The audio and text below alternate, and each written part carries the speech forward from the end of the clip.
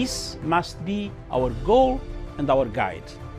And all that we strive for as a human family, dignity and hope, progress and prosperity, depends on peace. But peace depends on us.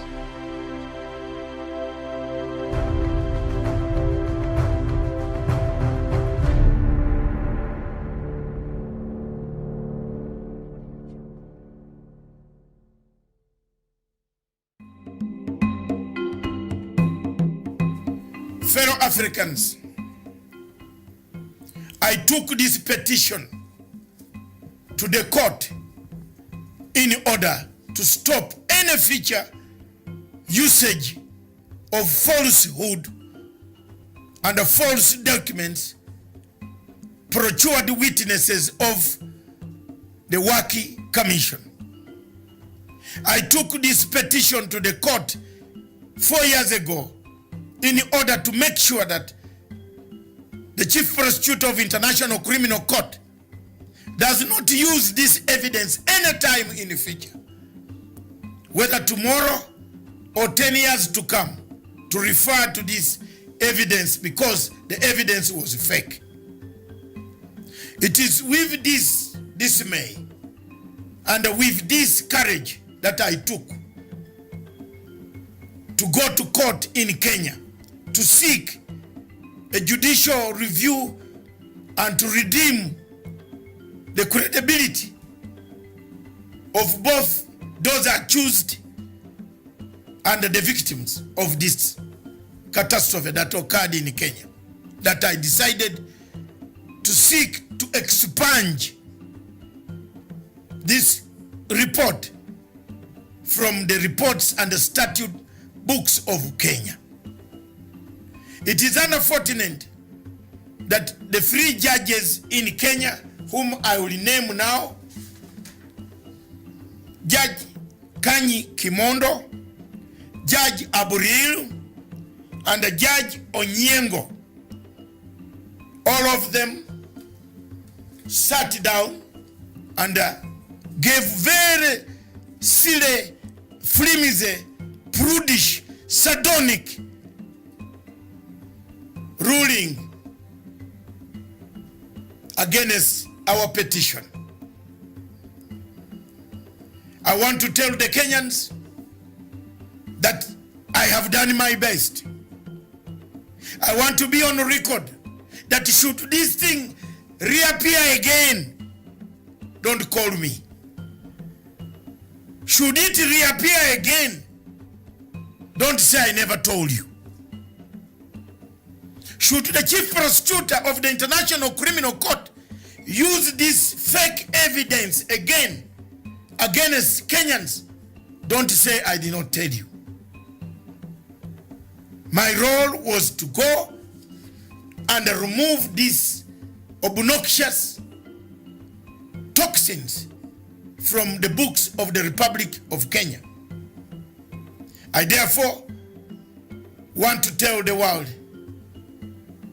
that my torrid road, a long road that I've taken in search for this envelope, has ended in Kenya so far.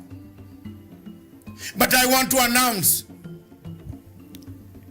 that Kenya is not the only state party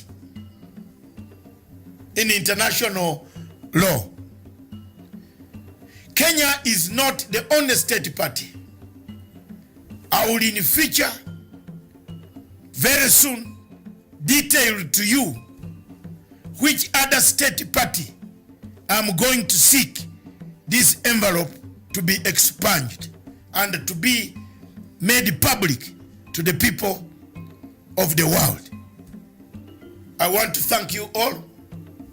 I want to tell you that a detailed document which is entitled My Long Road, Torrid Road to Waki Envelope will be found on www.panafricanforumltd.com. You can read it, you can dissect, you can see the days, the long road, what I took, what I did, referenced, well documented, And may God help you that at one time somebody in Kenya will stand up to say thank you very much.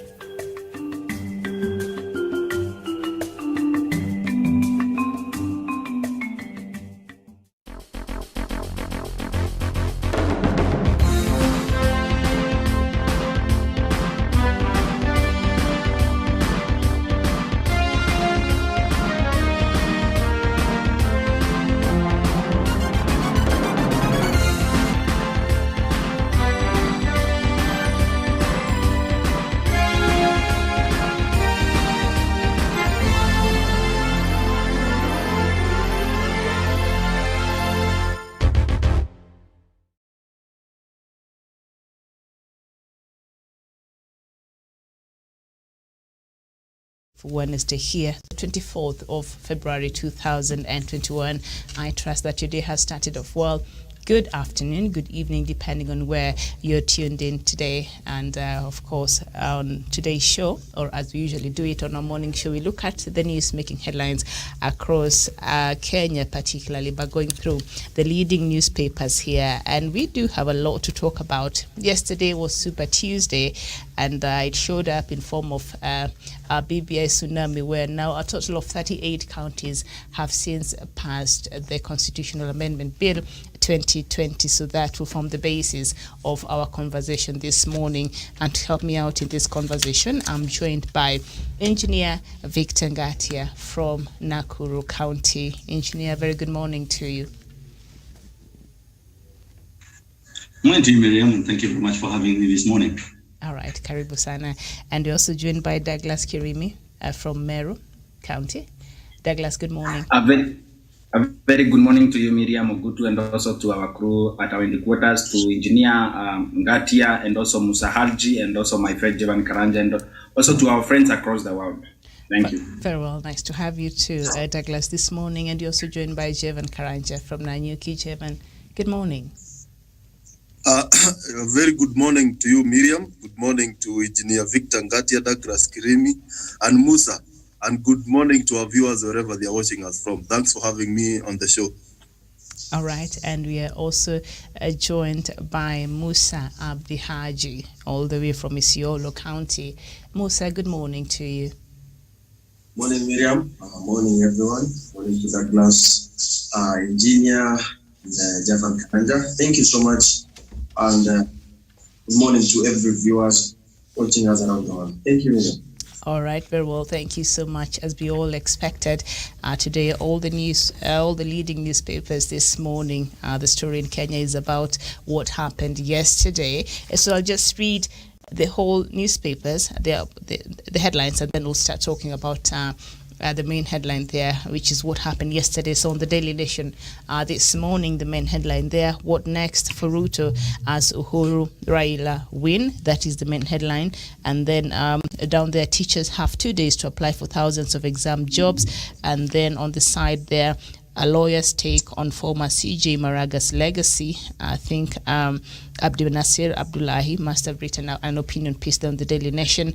And then House mourns cancer warrior Francis Waititu, who died on Tuesday evening. MPs want state to pay more attention to forgotten killer disease after Juja Member of Parliament dies of brain cancer on Monday. Sorry, not Tuesday, but Monday there. And we send our condolences to the people of Juja and also to his family and friends. And on the Standard newspaper, the main headline there, what a big win means. MCA's call for BBI. It was a resounding yes after 38 assemblies gave nod to a referendum bill, sending it to Parliament for the next phase. The victory was a big statement for the handshake duo of Uhuru and Raila, and a jolt for Ruto, whose allies opposed the document. And then up there, MP was ready for his death, family says, as it recalls last moment. And so that is what is on the front pages there of the Standard newspaper. And on the Star newspaper, Uhuru Raila win round one as BBI sails through. ODM leader praises 35 assemblies and calls for unity of purpose in Parliament as country inches closer to referendum. So we see that is what we are going to talk about this morning. So I'll start with the main headline there on the Standard newspaper, what big win means. And I'll start with you, Engineer Ngatia. What does this big win mean for the BBI?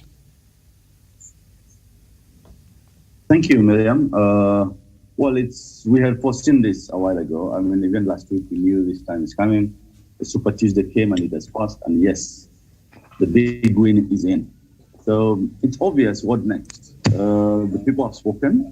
Looking around, if you look at a place like Nakuru, there was public participation, and even the very many MCAs who wished to see this thing fall, who are on the no vote, all of them were pushed to vote yes by their own constituents.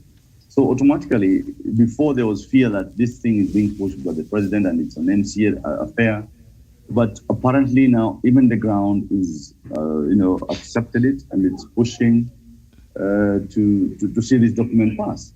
So, well, I foresee the same in other areas that we also had seen that they vote no. We've seen a place like, Bomet, for example. We had actually thought it will vote no. But looking at the document and whatever is the content, the people of Bomet pushed their own MCAs to actually vote yes. And I think it's a plus. And as initially put, I think everybody will be benefiting from this document. The few errors that are in there, yes, we must accept that we need also to look at them and revise them accordingly. And the main thing being, the corruption clause and also the number of the representation in Parliament. Those are the only few things that need to be checked again. But the other good things in there, I'm happy that Kenya would benefit from the document. All right, very well. Thank you. Thank you so much. Douglas Kirimi, the headline on the Standard newspaper this morning, what big win means. Could you respond to that? The big win is a plus for Kenya, and I think everybody will benefit from the document, We move to the next stage. Now, I think everything will go back to Parliament. It will still be a similar affair like it has been at the MCA level, at the county assemblies. So Kenya is now open for every other thing that we wanted to see happen. All right. We wanted to see peace. We wanted to see unity. We wanted to see development. We wanted to see the devolved funds, in the counties increased. All these goodies, as I said, are now in the county, are basically there. Thank you. Thank you so much, Engineer. Douglas? Thank you, Miriam. We have seen what politics is all about. Politics is about being organized, and politics is about organizing yourself in such a way that you are going to win. William Ruto spent billions of money around Mount Kenya every weekend asking people if you want BBI or you want wheelbarrows. But he didn't want to tell people, like the president was saying, what is in BBI versus my wheelbarrow narrative and all that. But at the end of the day, the people have chosen 55 billion, 0.5 billion coming to Mount Kenya, the Youth Commission, and all other good things that the BBI is bringing to the people of Kenya. And they have also decided across board and also across the bridge that at the end of the day, all that matters is a constitutional moment. When time for politics comes in 2022, they are going to do that. Because William Ruto has been moving around and also trying to see that Mount Kenya region, nobody is going to vote for this BBI. And at the end of the day, this is a sign of things to come. It is going to pass even on a popular vote by the people, for the people, and for people. Because at the end of the day, this is also a sign. It should show William Ruto where the people are ended. Because if Mount Kenya region, where he has been claiming to be also political bastion plus the Rift Valley, this is showing him what is coming for him. He should prepare for a huge defeat in 2022. This is what is next for William Ruto. He cannot salvage his image in Mount Kenya region because in alternative, instead of what BBI brings to the people of Mount Kenya and other people across the nation, William Ruto has been offering a wheelbarrow alone. That is his manifesto. But BBI is not even a campaign too. But at the end of the day, the people have seen, and also what next for William Ruto is that William Ruto should see this is a sign of things to come. If defeat tasty this bitter it is going to taste very, very, very bitter for him in coming days. And I also predict that he's going to be impeached from parliament so that he can continue with his personal ambition to become president of the Republic of Kenya. Thank you, Miriam. Thank you so much. Jevan, the big win, what does that mean? What does it mean to the BBI according to the Standard headline?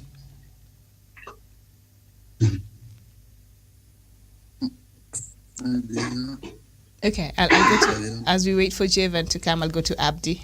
Musa, good morning. What does this mean? Yes. Morning, Miriam. Thank you so much for having me. I think I will go straight to the point. What I believe is that Kenyans and everyone should know, apart from this BBI bill being passed, Miriam, it's a good bill. The MCAs have voted. 38 counties have decided, to pass it. My county yesterday, they passed it. And we were standing outside the county the county assembly office. And, I had a chance of talking to the leader of majority, and I told him, this bill has passed. Mheshimiwa, there is one thing we need from you. How I wish, even if you are a county leader, now you can revive the notion and the discussion on how now TJRC report, can be implemented and can be revived, because there are some things, BBI has not touched on because of timeline, the extrajudicial killings, the historical marginalization, the internally displaced people have been displaced, during post-election violence in 2000 2007, 2008. Apart from that, Miriam, people should know, and even the politics, MCAs voting for BBI doesn't mean that we are hating or we are despising against William Ruto. Neither does it mean supporting BBI, supporting Uhuru Kenyatta. This is a constitutional amendment, Miriam, and it comes and goes. What Kenyans should understand is there are three main things which shall be standing with us, even if 55.5 billion is going to be taken to Mount Kenya or any other place. That is education, unemployment, and health, Miriam. These are three key things. Even I believe, you've already mentioned, the passing away of that member of parliament for Juja. I've received a report, even it's on the media, that 63 MPs are living with cancer, Miriam. This is a disaster. People have been telling them, build cancer centers, build cancer fund, build some sort of consolidated fund, for this. If indeed now Juja MP, someone who is well catered for by the government, has passed away, Miriam, for a normal Kenyan. So let us be optimistic. And there is not, as Engineer Ngati has said yesterday, you can't use corruption to fight corruption. And there is one thing here. Even if that 55.5 billion will go to Mount Kenya, if we are not going to have a credible leadership, if we are not going to have good leaders, if we are not going to have leaders who are determined by integrity, Miriam, then I see, I'm not a pessimist, but I will see a lot of, shortcomings, as it has happened, with our constitutional amendment in the past, Miriam. Thank you. All right. Thank you so much. So what I hear you to be saying, Musa, is even the now 35% that will be taken to the counties, if we don't have responsible leadership from those areas, so Wananchi, at the end of the day, will not be able to benefit from some of these things that now have been included in the BBI. Should BBI go to the next phase and pass, and we go to a referendum and Kenyans decide whether they want it or not? So that's what you're saying. At the end of the day, we must have leaders who have the people at heart, which is quite rare, but we're just hoping for a miracle down there. All right. Okay. Javen, are you back? Yeah, well, I'm back. I was working on some technical connections. I'm back. Sawa. So that big win, what does it mean for the BBI? It means now that Kenyans have been given a chance to make their voice heard in the referendum. Because, Miriam, we understand that sometimes back we had the Punguza Mizigo initiative that didn't see the light of the day. And what MCAs did, they denied Kenyans a chance to interact with the document and to make their decision, because at the end of the day, Kenyans are supreme, because we are the people who vote these leaders. Therefore, on that, I blame the MCAs, because they denied us a chance to go with the Punguza Mizigo initiative because we could have voted yes or no. But on this BBI, I'm thanking them very much because they have given us a chance as Kenyans to make our voice heard, and will be heard through the ballot. Therefore, to me, that is a win to Kenya. And this means that Miriam will go for a referendum. And the people who have been supporting the BBI, they have a chance now to make it and to walk the talk and vote yes. Those people who have been opposed to the BBI, they have a chance to make their voice heard by voting no. Therefore, now this is a democratic space that as a country we enjoy. And what this means is that if BBI goes through the referendum and it sees the light of the day, Kenyans will get more resources coming to their counties. Youth of this country will get a commission. And a lot of good things that are coming with BBI will be implemented.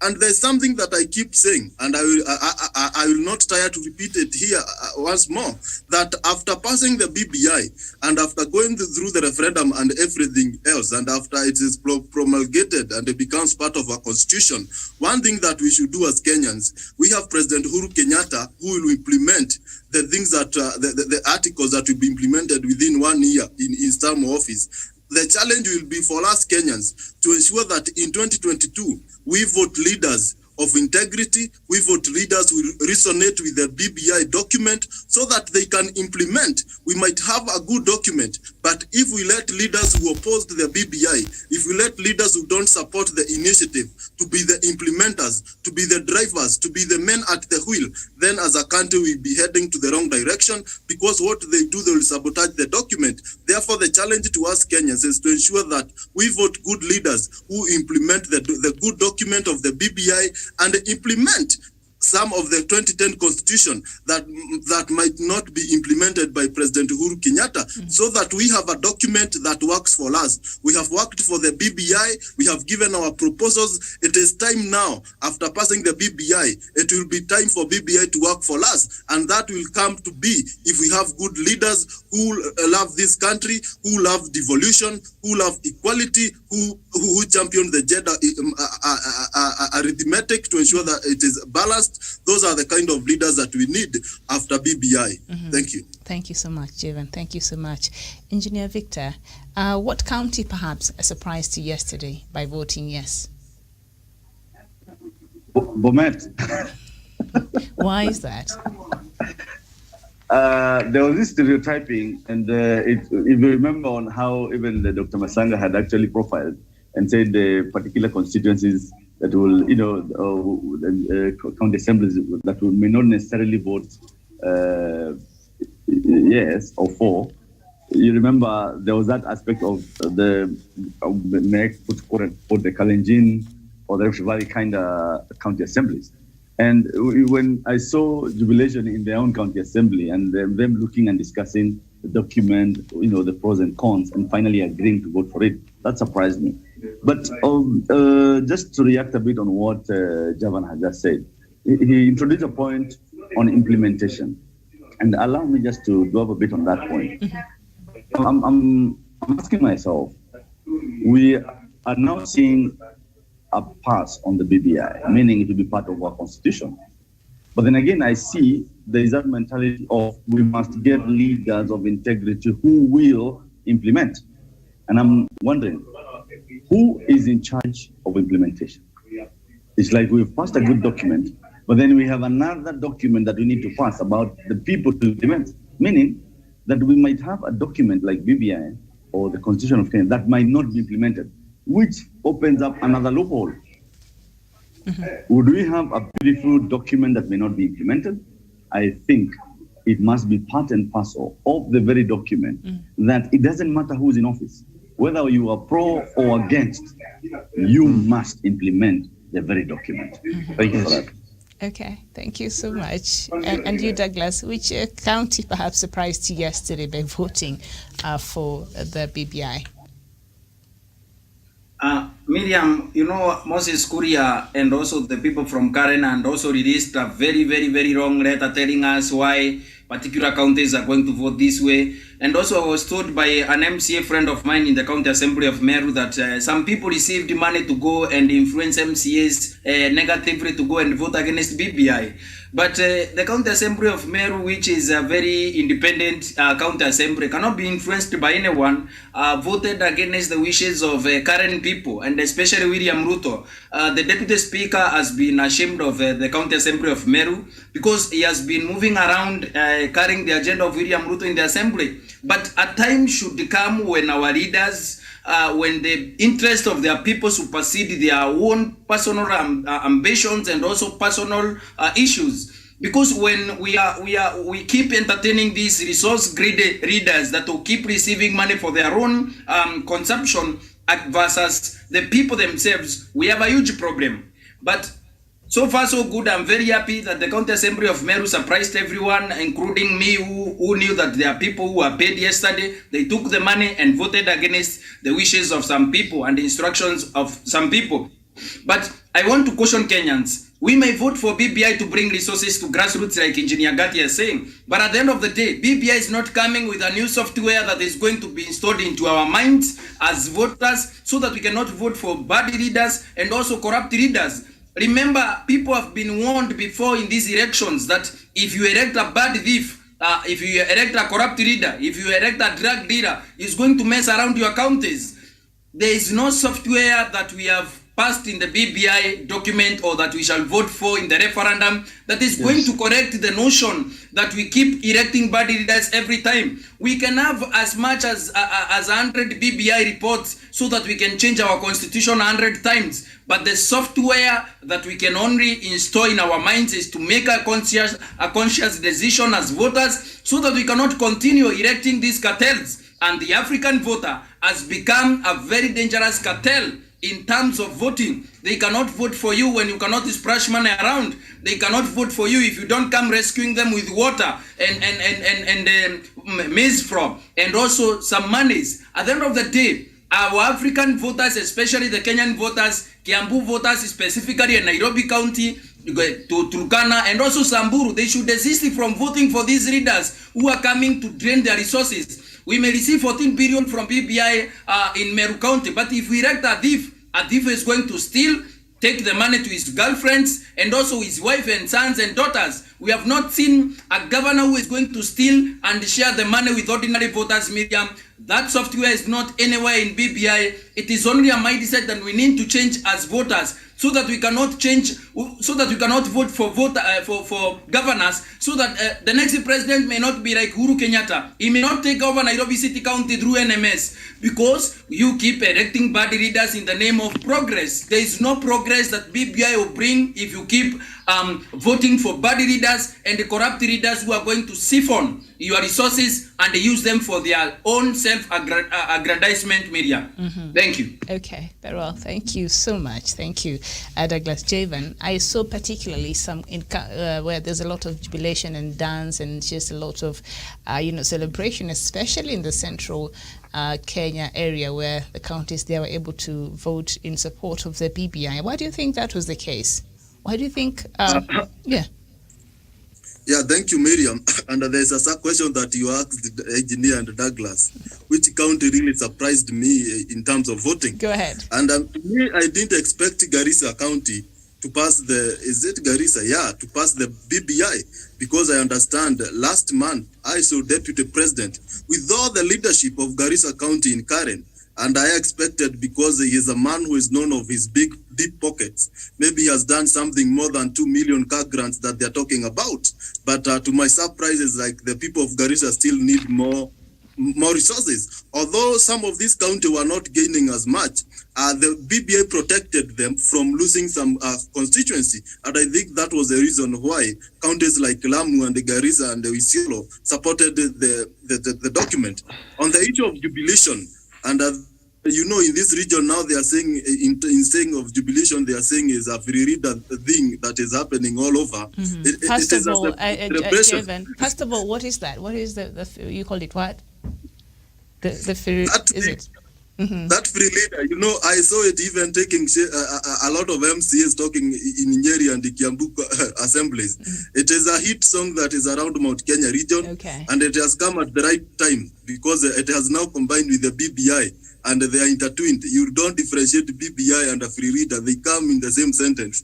But what the people are happy, especially in Kiambu, because they are getting additional constituencies. They are getting more resources coming to their county. That is why you saw people celebrating, and you saw even leaders and corporate business people like the Equity Bank CEOs in the County Assembly of Kiambu, also the SK Machari of Royal Media, because at the end of the day, BBI is not about the common Wanjiku, but also it is about all people. It's about the people in the business. Because Miriam, we understand when we had a very contentious election in 2017, business suffered a lot. The commercial sector, they suffered, the financial sectors and banking institutions, they suffered a huge, because when people are not making good profits, there's nobody to borrow from their institutions.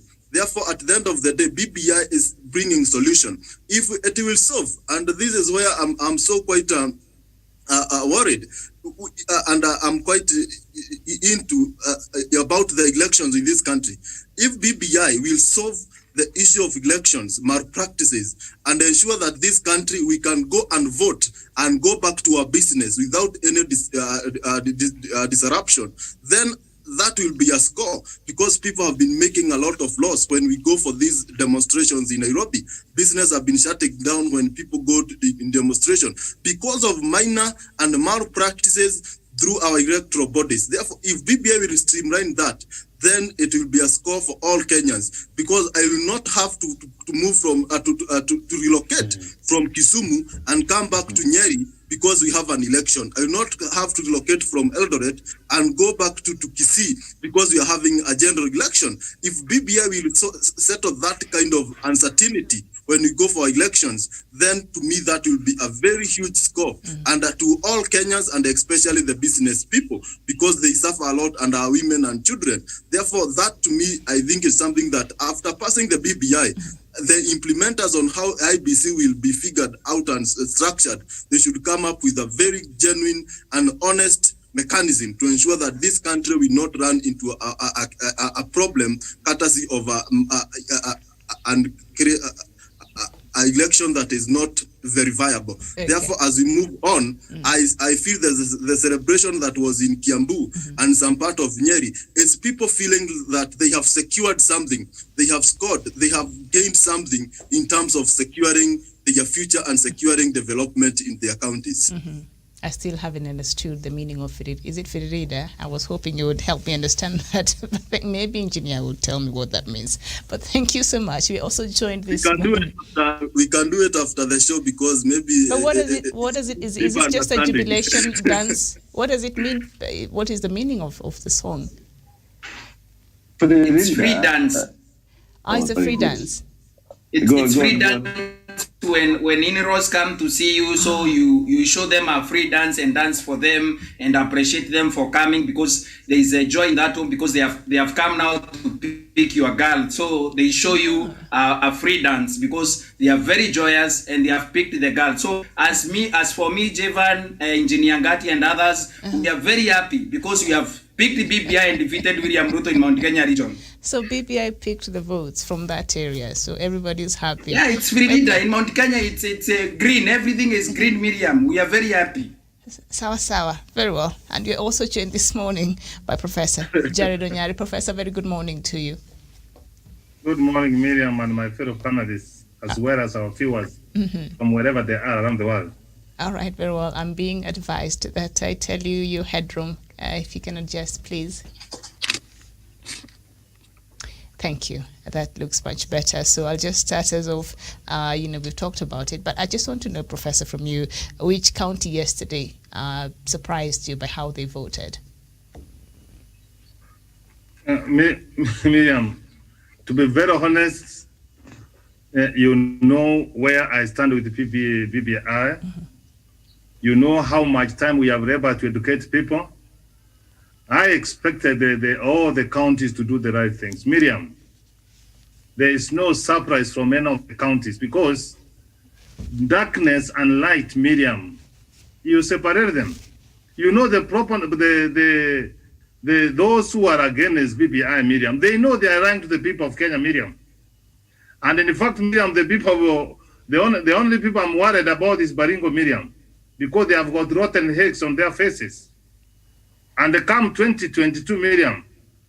No matter what kind of, they must go to explain to the people why they are to vote against that, because Miriam, BBI addresses corruption. Which of the county will not address corruption, Miriam? BBI, Miriam, talks about national ethos. Which of the county, Miriam, will not want to address national ethos for the people of Kenya? Miriam, which of the county, Miriam, will deny 35% money revenue going to the counties, Miriam, unless you are bewitched like the people of Baringo? Miriam, every cycle, Miriam, we have been having divisive elections, Miriam. Which of the county, as a member of the county assembly, Miriam, unless they are agents of the devil, will just not want us to have peaceful election, Miriam? The safety and the security of Kenyans, Miriam, is at stake.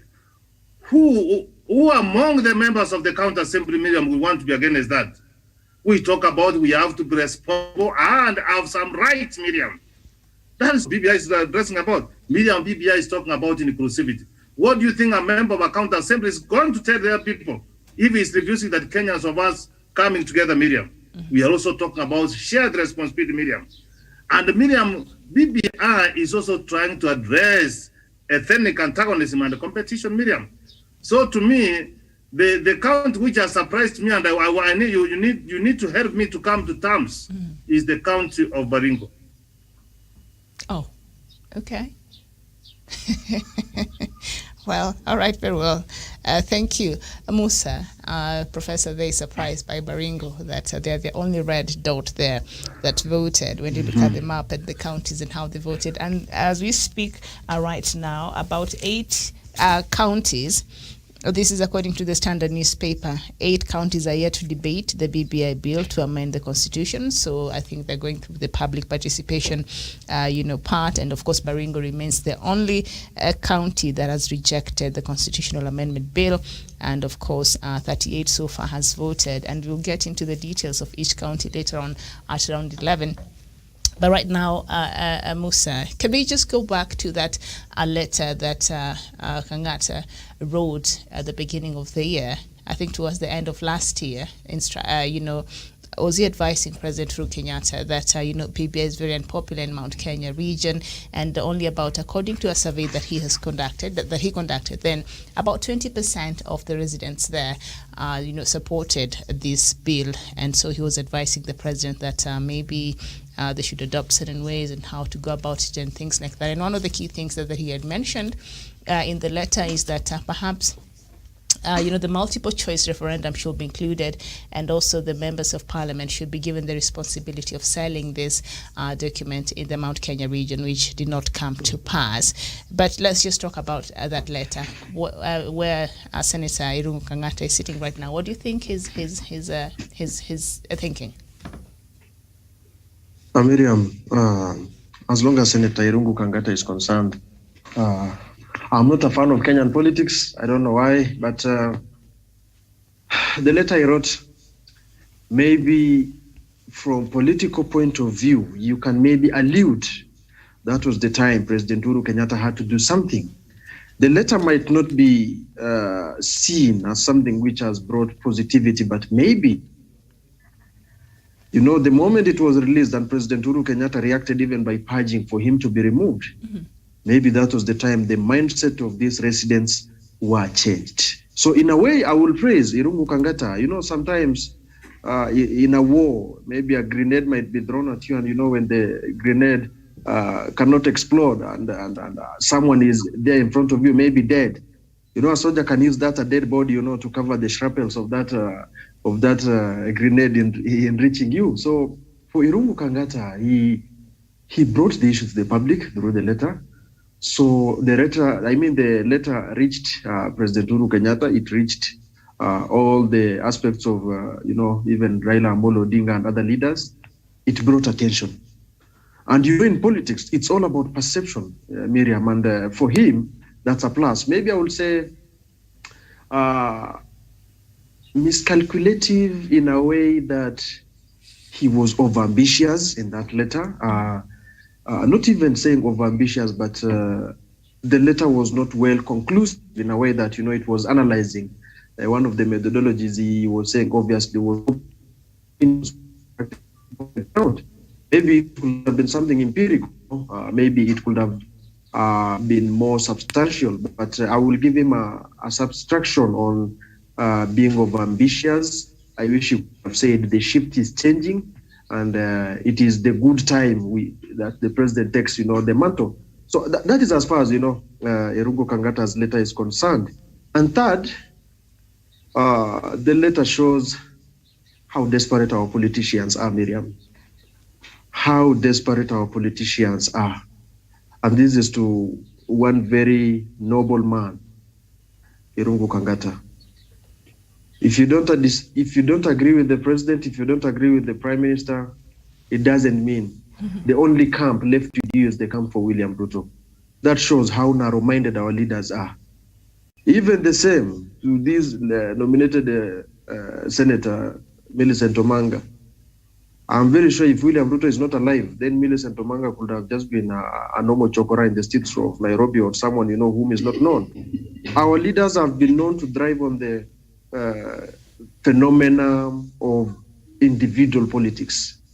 I'm very assured if today President Uhuru Kenyatta could not have been the president, then Babu Owino could not have been the leader he is. Let us speak the way things they are, Miriam, and vice versa. You know, we have leaders who are so erratic. We have leaders who are not so, you know, driven by, you know, ideals, leaders who are driven by ethics. And Irungu Kangata, I have nothing to blame. I don't to put much blame on him. He has written the letter. He has gained his political hedgerow. It has cut him bad, but also it has given him some sort of another political perspective that in African continent, when you are so formal and you are so documentive, you know, it is not as if you are in those developed world whereby bureaucracy is really appreciated and respected. So at least I know he has learned a big deal that you don't have to all the time conceal your intentions. Maybe I know there are a lot of people who are planning to write the letter. The former chair for finance committee, Bill Okero, I know he said even I was to release a letter, but people are just making their conclusion. And Miriam, also, it should be understood, even if Baringo voted against this, Baringo had been saved by the other 28 who had voted in favor. One thing people should not be surprised. In Africa, when it comes to the issue of money, when it comes to the issue of resource, even if the church or the elder in that village is telling you that money is bad, Africans will tell you, we shall take it to the altar and clean it. And that is what has happened. You know, sometimes you need to surpass your compromise, and you just, even if maybe the person you're opposing is meaning good for you, you take the good and you discuss the other things. So that's what happened in Bomet. That's what happened in, you know, other counties, Miriam. And it's good that Kenyans, it's another plus for Kenyan politics, because for the first time, we are seeing something being agreed upon, and we are also seeing the face of credible opposition. Let us not see Baringo as an outcast. As in Adolf Hitler said, you know, if everyone is saying Ngati is a good person, then Engineer Ngati has a problem. That's what he said. If everyone is saying you're a good man, then you have a problem.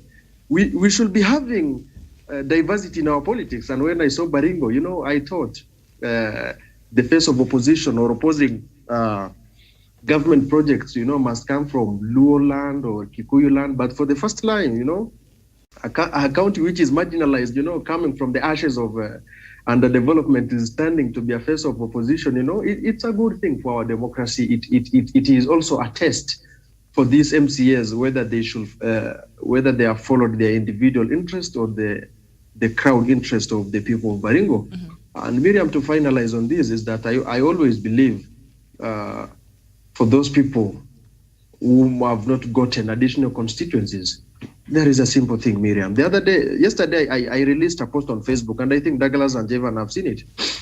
Professor Onyari, I told people of Isiolo, sijui munasema money have been reduced under BBI. I told them, even with that 4 billion which we have been given, anyway, ilikuwa inaenda hapi. These guys have been building estates and big buildings here in Nairobi. So hata serikali ikireduce, wametusaidia because they are reducing a lot of money going to wastage. I told them the notion of, saying, and I told them the same leaders who are causing poverty, unemployment, and inequality are the same ones now who are saying for additional funds of resource. Niliwaambia nyie hamuoni wezi hapa. I told them sometimes ukipoteza pesa, you are relieved of a responsibility, Professor Onyari. African thinking is that I earn more, I get more, and I prosper more. Look at the Jews. There are less than 20 million in the world, but they are controlling every aspect of economy, politics, every aspect of everything in this globalized world. So I told these yellow people, Mwai Kibaki left us 3 things. The meat abattoir, Isiolo International Airport, resort city status. Uhuru Kenyatta is giving us one of the highly prioritized tarmac road, which shall start in March. Sasa mnahitaji nini? Tumekuwa marginalized already. Hizi itatusaidia. I told those MCAs and those governors who are crying that money is going to be reduced. I told them I'm very happy. Kwa sababu even before ile 4 billion serikali ilikuwa inaopea, mlikuwa mnatumia vibaya. Thank you, Miriam. All right. Miriam, before you give the next Yes, go ahead. Person to speak, and as Douglas has spoken. It's okay. Go ahead, Professor. I'll go to Douglas. What I wanted to correct is this, Miriam. On the notion about Kangata's letter. And we have discussed before, and I wish that Douglas could have helped our brothers to be on equal footing with us. Kangata only took 13 people, 20 people, Miriam, in his compound, and the board gave them some mandasis, and they said that that's a research. That is not a research. 2, Kangata was looking for an opportunity an opportunity to go to Tanga. He was not about. He was looking for an excuse to go, and he has already gone where he belongs. And another thing, I'm happy, and I need to be assisted because I don't know. As time goes, you don't understand things, Miriam. If people were getting 15%, Miriam, and now it is being increased to 35%, Miriam, how are you going to get less? Honestly, engineer, you do some arithmetic. Help me.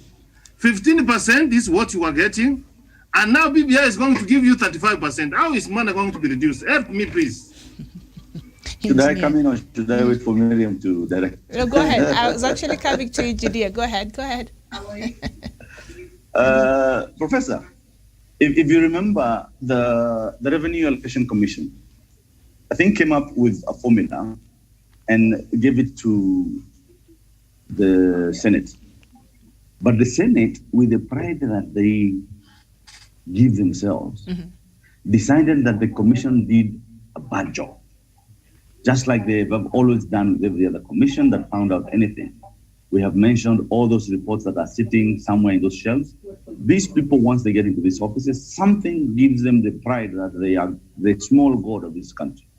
So no commission will go past as good as it has been found. Number 2, after they decided how the revenue will be allocated, the 1 man, one vote, 1 shilling, they had considered so many other things. If you looked at that report, it was a perfect report. They considered the vast area of the Northeastern. They considered the population in each and every constituency, and they allocated accordingly. But due to their own self, feel that they should be able to prove to their people that we had 10 billion, we did not lose even a shilling, then it actually, I don't know what it does to their minds, and they actually distort a good document so that they can go to the ground and pride to the people themselves that, this is what I brought you people, so vote me back. So the idea of having equality, escapes their mind. Equity is nothing to them apart from the vote. So just to explain how the funds reduced from a place like the Northeastern, well, they are vast. The population density is less. So the 1 man, 1 vote, 1 shilling, then that means if everybody in Kenya will get 1 shilling, Nairobi will get about, is it 4 million? But if you go to Northeastern, where the population should be about 300,000, then the allocation will go to 300,000. But the people who initially went to Senate, the first Senate ever, that sat and did the allocation, did not consider the population. It was an issue of who will outsmart who. So the allocation was done based on who was smarter and well connected. Because I remember even Nakuru did a very good job. Nakuru got about 10 billion or 11 billion. That means it was getting, I think, the second or the third in the country. But if you look at the number of population and if you consider every other factor, then you realize maybe it should have been a bit less. But since the senator was smart and well connected, and he knew how to go about this, then he needs to get a bigger figure. If we go equity, we talk about equity now, we will have to reduce accordingly with the population. Factoring so many things that I may not want. I've not researched, I've not revised on that document, but that document, I would want anybody to go through it. It says exactly how everybody will benefit. You're right. Go ahead. So that's my reaction to that one. Professor, I hope I explained how the figures would drop, because the allocation that was given to Northeastern before was given in politically, not necessarily on facts. It was political, and the people were happy, and they did not want any reduction. Even today, Professor, if you mention to any county that they're going to reduce a single constituency due to some arithmetics or facts, why is there a cry and shout everywhere? I mean, we are reducing because you do not necessarily need an extra, because your population is less. You have a constituency that has about maybe 10,000 people. Well, we have people who have a constituency with 200,000. So what, do we really need this constituency? Merge it with somebody, but you'll hear and cry. You cannot do this. This is now marginalization. You're hating on us. You don't like us. We are not well connected with the government. The government is I hope you get the context. Yes. The idea here is not necessarily on how good the proposal is or the report. It is the political ambition. All right, very well, thank you. And during that debate at the Senate, me and Professor and Doctor, and I think I don't know if Jevan and Karanja, Jevan and Douglas were here, but we had that conversation very wide and deep. But Engineer, before I go to Douglas, the letter that Muranga Senate and Muranga, by the way, has voted, the MCs, they have voted to pass the BBI. The letter that he wrote, did President Uhuru Kenyatta take it as a challenge and tried to perhaps change the approach and see whether, he can reach out, and now he's been able to gather some very good support there for the BBI. So what do you think? Did it have any effect in Mount Kenya region? I think I have a lot of things to say about Irungu Kang'ata on this particular issue. But Waswahili walisema kizuri chajiuza, kibaya chajitembeza. This document as it is, even after Irungu Kang'ata wrote the letter, not a single letter or a full stop or a comma has changed since he wrote that letter. Personally, I think Irungu Kang'ata was basically tanga from the word go. I think he only showed us that it is true that money can change somebody's perception. There's a lot of things that we've heard about Tanga and how they're doing their politics and how they're mobilizing on the ground in the wheelbarronomics. All these are basically things that are being used to drive a narrative that BBI is not a good document, to drive a narrative that the hustler is being marginalized, that the hustler has been hit hard and nobody's thinking about the hustler. And if you look at that letter in itself, I think it was self-centered. Kang'ata was basically looking for, some political mileage ahead of the rest. He wanted the people to feel that he can dare the president, daring the lion. This is not right. You need to know you are, you're what? You're not as strong as you think. This place you will not be able to go through. And the people of Muranga could, in one way or another, think, oh, this guy must be brave enough. He can actually even talk to the president directly. Because what stopped Kang'ata from going to see the president himself directly, one-on-one? If he was really, truly a good leader, what stopped him from going directly there? I think he wanted that self-fulfillment. He wanted to, the people to say, this is a leader, he's actually in government and he's telling the government the truth. But remember, our politicians consult electorates only when they want the vote. And Kang'ata proved this, because immediately after he got into office, he forgot about consulting. He came and cheated us that he consulted the people and they said they're not into BBI. So all of a sudden, the people after public participation, pushed their own MCAs, even those who had been, pushed to saying no to the BBI, to go and vote yes. Because of why? The content. They talked about the resources. They talked about corruption. They talked about inclusivity. They talked about all those things that were going to benefit them, as opposed to the wheelbarrow.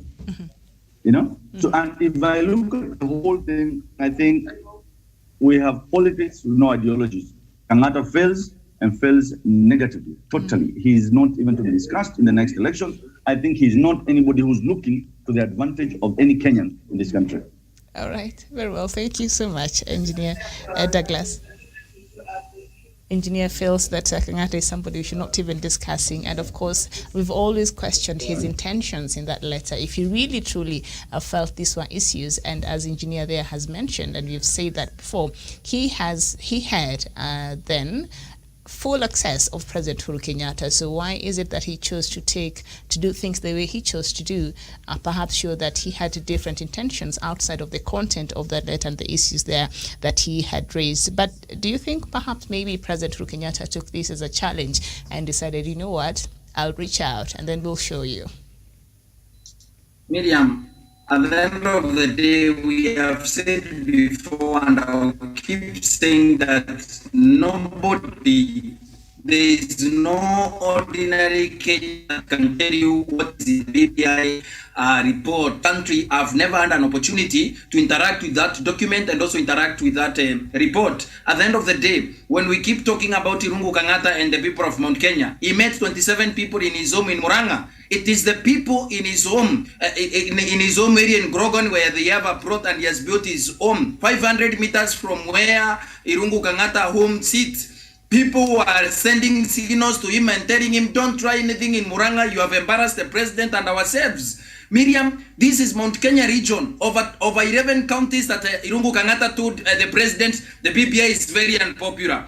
The only thing, Miriam, I will say, without any bias in my heart, is that the narrative that William Ruto has been spreading across Mount Kenya region for over 2 years. Do you want BBI or you want wheelbarrow? Do you want to create positions for the rich at the top, or you want to create wheelbarrows for you to get wheelbarrows for your children? And now the people of God, so that they can praise William Ruto and also make him feel good, those political feel good moments, they will tell him, we want wheelbarrow. Do you want BBI or you want wheelbarrow? That is the only narrative that has been flying around. And Irungu Kangata, the senator for Murang'a, did not speak even for his own people in Murang'a Township ward, because he could not even convince the MCA for Township and tell him, the people who sent me are going to vote against you. That man woke up and voted for, she's a woman. She woke up yesterday, the Honorable MCA for Murang'a Township, and voted for BBI report because the residents feel otherwise.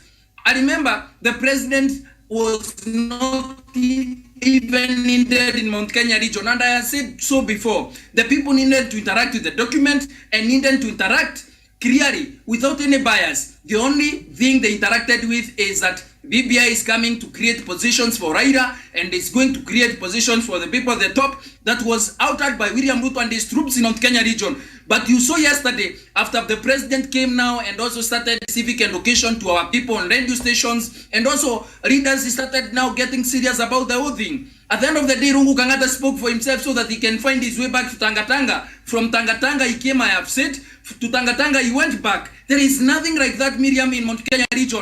I can bet with my money and everything that I have in my name. You can come to Mount Kenya. Professor Jared Onyeri can come to Mount Kenya. They can go and go around Mount Kenya region, giving those documents to the people and educating them. If people tell you that BBI is not good for the region, I beg to lose everything that I have to my name. I have small coins to my name and I'll lose them, because Miriam, at the end of the day, these people that keep moving around Mount Kenya and saying they're speaking for and behalf of Mount Kenya, which Mount Kenya are they speaking about? You saw yesterday what happened. And Miriam, I'm going to bet again with Professor Jared Onyeri at 10,000 to come again after this bill is coming to the people. When this referendum is coming to the people, Irungu Kangata will continue experiencing embarrassment from the people of Mount Kenya region, and including bring is Master William Ruto. Miriam, thank you. And this is a Firirinda moment for everyone in Mount Kenya region, because BBI is bringing resources to the people of Mount Kenya region. And also, Miriam, we are going to be uplifted our lives, Miriam, as a people. Okay. Thank you so much. I feel read the moment. Neo 10,000 bet your professor atakubali. Correct something. Yes. It is BBI is not taking resources to Mount Kenya. It is taking resources to the people country. of Kenya. Yeah. If we say it is Mount Kenya, it may just push on other areas. In fact, it's taking, everyone is going to get, we are going to have shared prosperity for everybody, Miriam. All right, thank you so much. And I see we're about to end the show. So I'd like very quick comments there from Musa. I think from Jevan, and then we'll just end. Is Jevan there? No. All right. So, yes, because I see Doc is already here for the editor's memo. So I'd like for us to end now, and then he will lead us in the next session. And then at 11, we will come to look at what next. You'll notice we've not talked about much about DP Ruto and what this means for him. So that is the conversation we shall be having at 11 a.m. What next for Deputy President William Ruto? But for right now, our editor's memo will be up next. Thank you so much for watching, and bye-bye for now.